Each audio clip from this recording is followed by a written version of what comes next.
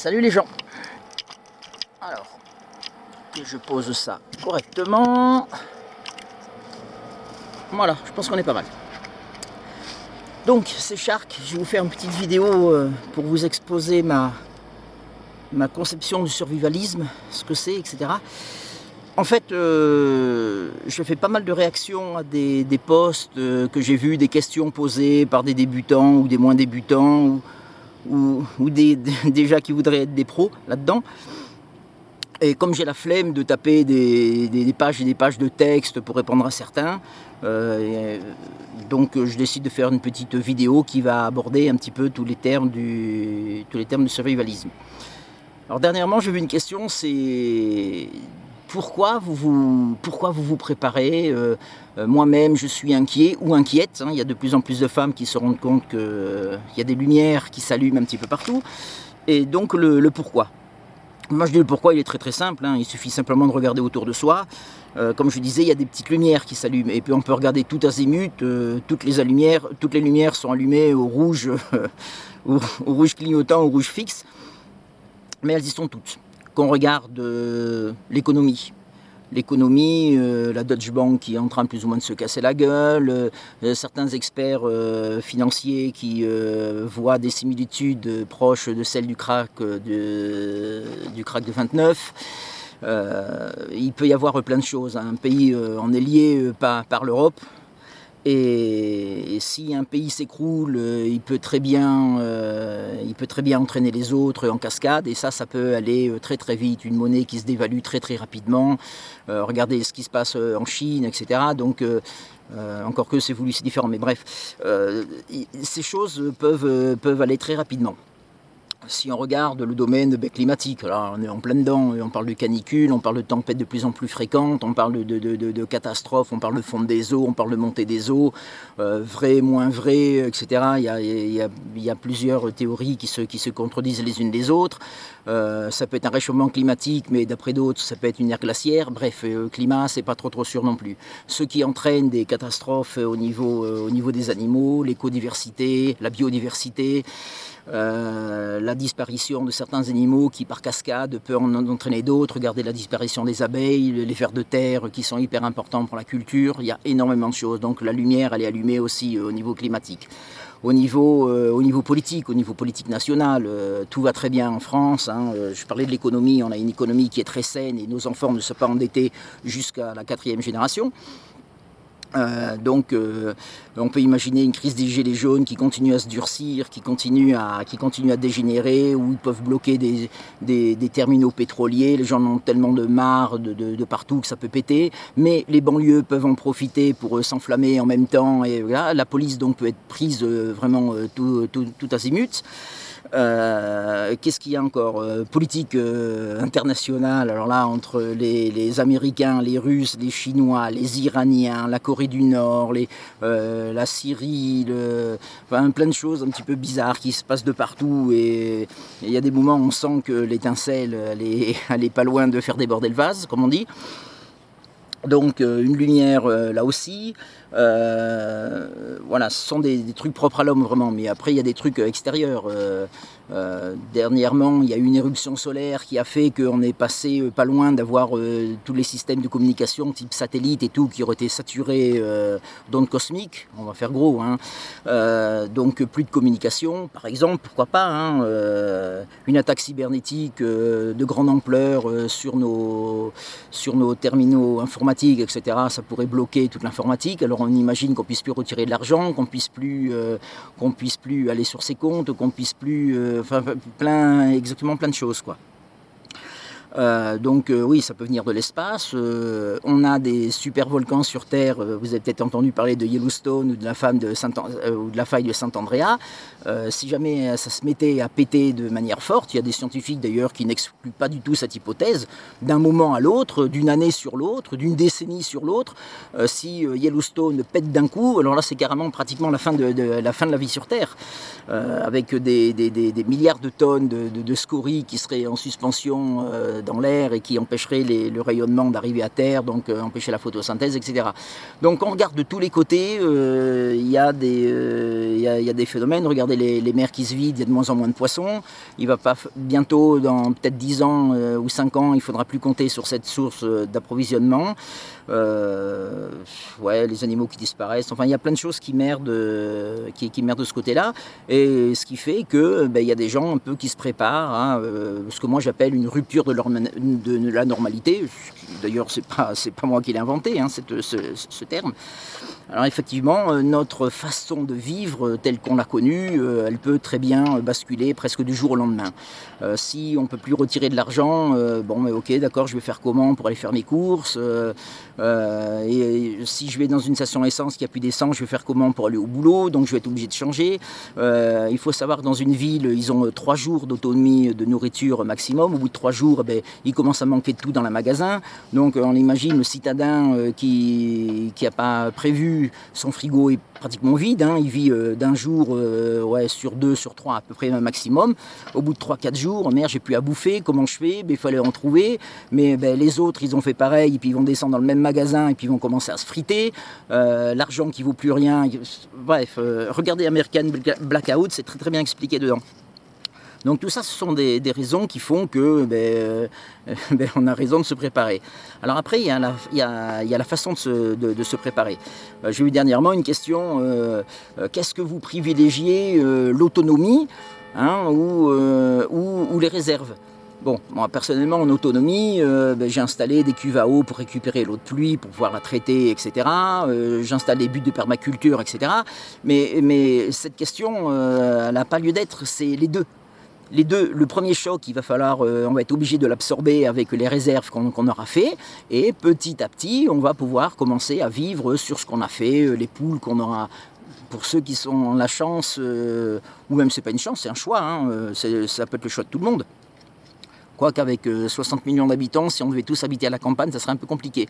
Bref, oui, c'est indissociable. C'est réserve pour le premier choc, hein, et puis après tenir dans la continuité. Alors des discussions, oui mais, non, il n'y a pas de oui mais, c'est alors celui qui fait que des réserves pour 2 ou 3 ans, ouais, bon, je trouve pas qu'il soit tellement dans le vrai non plus. Et puis celui qui n'a pas un paquet de pâtes de rab, et puis qui compte vivre uniquement sur la culture, etc. Bon, au mois de janvier, février, je lui souhaite bonne chance. Donc pour moi, c'est indissociable. Il y a un peu de réserve pour tenir le premier choc. Je dis je sais pas, mettons 15 jours, 1 mois, ou 2 mois, ou 3 mois, hein, pas plus forcément. Et puis après, on peut commencer à vivre sur son autonomie. Mais il faut travailler sur les deux. C'est pas, qu'est-ce que vous privilégiez, l'un ou l'autre? Non, c'est les deux. Voilà. Ok. On parlait de l'évacuation aussi. Alors l'évacuation, il y a un mec péremptoire, hein. Ouais, c'est la moto. Point barre. C'est la moto parce que, ouais, d'accord. Non, c'est pas forcément la moto, ça peut être n'importe quoi, ça peut être ses jambes, ça peut être un vélo, ça peut être effectivement la moto. Quand tu es en ville et puis que c'est une catastrophe brutale que personne n'avait prévue et tout le monde est obligé comme un nuage chimique qui arriverait poussé par le vent, on voit ce gros nuage arriver et tout, ah merde il faut partir, on prend une moto, on se barre, je veux bien, mais pour celui qui habite en ville, moi comme j'ai essayé de faire comprendre à ce gars qui manifestement n'a pas compris, et il a essayé d'utiliser un second degré, voilà. Moi je lui ai dit non, moi c'est mon 4x4 avec ma remorque. Moi je pourrais partir loin. Ouais, tu vas être bloqué. Non, chez moi je vais pas être bloqué. À la limite, je sais pas, vous avez vu le paysage, il y a peu de chances que je sois bloqué. Et puis avec un 4x4, si je suis bloqué sur la route, je passe dans le fossé, je contourne le champ, et puis parce que dans mon 4x4, j'ai forcément une scie, et puis ce qu'il faut pour couper un arbre ou une haie qui me gênerait. C'est pas tellement un souci. Donc le mec en moto, ouais, je veux bien, il va être maniable, etc. L'autonomie, bon, admettons qu'il puisse ravitailler comme moi avec mon 4x4 d'ailleurs. Hein. Je veux bien, mais il va apporter très peu de matériel, il va pas. Puis la famille, il met de la femme derrière, et puis les gamins dans les sacoches peut-être, si voilà. Alors donc le mec tout seul, à la limite, je veux bien, mais entre quelqu'un qui aurait le choix de s'enfuir avec un 4x4 et une remorque avec tout le matériel qui lui permettrait éventuellement de reconstruire une bad semi-durable, disons, et puis pouvoir dormir dans son véhicule, pouvoir être à l'abri des intempéries, etc. Et la moto, pour moi, il n'y a pas photo. Alors je suis désolé, mon gars, mais c'est une possibilité exactement, mais d'être péremptoire et de dire c'est la moto le meilleur moyen d'évacuation, désolé, mais tu me fais doucement rigoler. Alors là, un autre truc, je reviens sur un truc qui avait été dit sur un forum un peu plus loin, le choix entre une voiture normale et un 4x4, pour moi il n'y a pas photo, le 4x4 est en tout point supérieur. Si vous devez, la route est bloquée, puis sur le côté il y a un petit champ qui est légèrement dévers et mouillé, et bien avec votre voiture normale, ça m'est arrivé il n'y a pas longtemps de sortir un mec comme ça avec une belle BM bien puissante et tout, et ben il était à, on va dire, 50 cm de la route, et il n'a jamais pu faire ses 50 cm parce que ça patinait. Et il a essayé de mettre des branches dessous, des trucs, voiture hyper basse, etc. Et il n'y est pas arrivé. Moi, avec mon 4x4, j'ai pris une petite ficelle et hop, je l'ai tiré sur 1 mètre. L'avantage du diesel par rapport à l'essence également, ça on peut en parler, ça peut être important. C'est que je vais dans une station un peu comme tout le monde, mais un camion abandonné sur la route, je peux siphonner son réservoir, ça sera du gasoil. Une maison, une ferme avec les tracteurs, etc., c'est du gasoil. Une maison chauffée au fioul, il y a des grandes cuves de 1000 litres ou 2000 litres de fioul. Ma voiture, elle roule aussi avec, donc il y a un avantage, lié à ça. La polyvalence. La polyvalence, pas être trop spécialisé, mais pour moi, la polyvalence, c'est le maître mot dans beaucoup de domaines. Alors, qu'est-ce qu'on peut dire aussi? Ah oui, on parle du sac d'évacuation. Alors, la question qui revient à chaque fois, pour les débutants, etc., qu'est-ce que vous mettez dans votre sac d'évacuation? Je suis désolé, mais il n'y a pas de liste type. Ça dépend d'énormément de paramètres et qui sont la plupart du temps pas prévisibles à l'avance. À moins qu'il y ait un événement qui soit déjà pointé, on sait que si jamais on doit partir, ça va être pour telle raison, on fera son sac en fonction. Mais en fait, plutôt que de faire une liste, il faut dire, voilà, je vais évacuer, qu'est-ce qui va m'arriver? Voilà, je pars de la maison, je vais devoir progresser, je vais devoir éventuellement dormir. Alors, sachant qu'un sac d'évacuation, dans la grande majorité des cas, c'est un sac qui est conçu pour tenir pour 2, 3, allez, voire 4 jours à peu près. Le temps de rejoindre une BAD, si on en a une, des amis, de la famille, des secours, des trucs comme ça. Il y a un incendie chez soi, on se réveille dans la nuit, il y a de la fumée et tout, on prend son sac, on sort, et déjà j'aurai un rechange, j'aurai de quoi dormir, finir ma nuit, si les voisins sont trop loin, ou si ou s'ils ont été obligés d'évacuer aussi suite à une inondation, par exemple. Là c'est plus réaliste parce que ça va couvrir certainement un plus grand nombre de personnes. Ouais, un rechange, un sac de couchage, une bâche pour protéger des éléments, enfin une frontale, un couteau, vous réfléchissez à tout ça. Ouais, un autre truc, il y a la bouffe qui ressort pratiquement tout le temps avant le reste. Alors qu'on ait un bon filtre à eau et un contenant, ça je veux bien. Pour la bouffe, honnêtement, je vais vous dire, oubliez. Sur 2, 3, 4 jours, on n'a pas besoin de manger. Vraiment, on n'a pas besoin de manger. Il vaut mieux avoir un sac léger, mobile, avec lequel on va pouvoir aller vite ou faire beaucoup de kilomètres sans être cassé et ne pas prendre de bouffe. À la limite, vous prenez 4-5 barres de céréales. Si vous voulez vraiment, puisque vous avez un contenant, qui sert à purifier l'eau, bref, à ce moment-là vous amenez quelques sachets de thé ou des trucs comme ça, si vous pouvez faire un feu, un truc comme ça, sous déshydraté, ce que vous voulez, mais ne pas prendre de bouffe, c'est ça léger, parce que non seulement il y a le poêle à bouffe, mais il y a aussi le réchaud, il y a la popote, il y a les couverts, il y a le réchaud, il y a le gaz ou le machin et tout. Donc tout de suite ça fait plus de volume, plus de poids, etc. Et je vous dis, à part des barres de céréales, c'est pas une nécessité absolue d'amener de la bouffe sur 3-4 jours.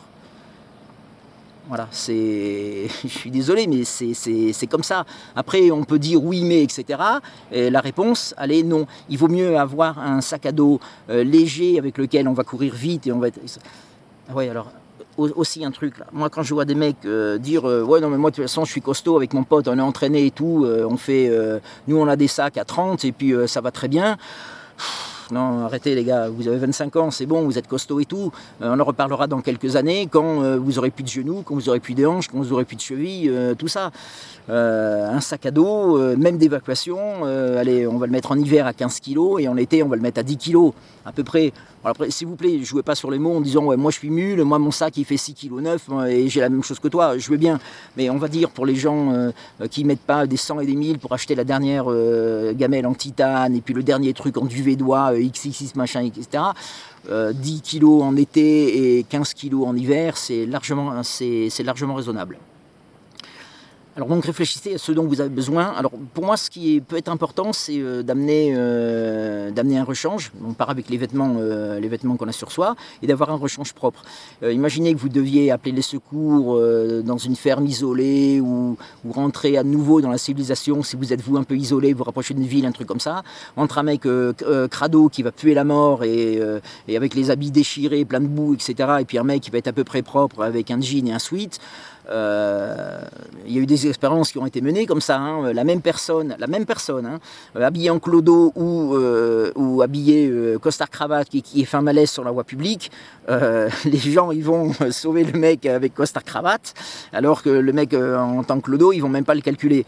Et je suppose qu'en cas d'exode ou des machins comme ça, entre un mec qui se présente devant vous tout crado qui pue la mort et un mec sapé à peu près normalement, je pense que psychologiquement ça, comme dit le roi Arthur, ça peut jouer. Voilà. Bon, mais je pense avoir répondu peut-être à certaines de vos questions. J'attends éventuellement vos retours. Ouais, on verra bien après. On verra bien. Alors le gars qui va maintenir que la moto c'est bien, etc. Ou le mec qui va maintenir que un sac à dos à 30 ou 25 quand on est costaud c'est pas gênant, je crois qu'on a rien à se dire quoi, hein. Chacun reste sur ses positions et puis voilà quoi, les plus forts survivront. Allez, à plus.